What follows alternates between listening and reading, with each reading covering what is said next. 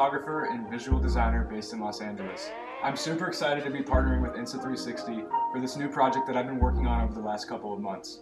For the first time ever, I'm going to show you guys a behind-the-scenes look at how I created a 1-minute, travel-inspired match cut video that was shot entirely on Insta360's brand new Go 2 tiny camera.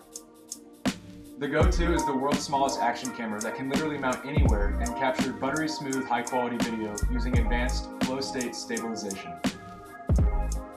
This extra lightweight camera has the unique ability to capture first-person POV by allowing you to clip it to your hat or wear it on your shirt. To embrace this hands-free perspective, I put the camera to the test on a road trip adventure to the California desert. The technology they packed into this bite-sized camera allows for discreet filming anywhere you go without sacrificing image quality. From car rides to biking, hiking, swimming, sightseeing, and everything in between, the Go 2 makes for the perfect hands-free companion to get creative during every moment of your trip. After collecting a few hours worth of footage in Palm Springs and Joshua Tree, I used the Insta360 Studio on my computer to review and process everything. With the default stabilization and ultra-wide FOV options checked, I exported the usable clips into different folders based on the location or activity. Using After Effects, I began the long process of organizing my files to prepare for match cut editing. I created separate compositions for the different actions and trimmed down all the clips to the best moments. This was time-consuming, but it made things easier when putting together the pieces of the puzzle.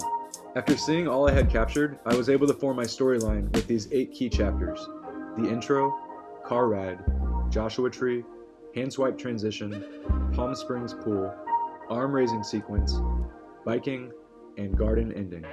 To make my match cuts, I started each activity with a 1-second clip and then drew guidelines on the very last frame to serve as visual markers for comparing the other clips. I exported those guides and imported them into the comp with all of my available footage, where I carefully skimmed through every single option before committing to the strongest match. I repeated that same process until I had built out a successful sequence of scenes. After finishing each of the segments, I connected them all in a master composition where I flushed out the rest of my editing and added the looping effect. Finally, I polished it off with sound design using Adobe Premiere. The end product took me over 2 months of hard work to complete, but I'm happy to share it with you now, and I hope you enjoyed this little peek at how I brought it to life. Thanks for watching.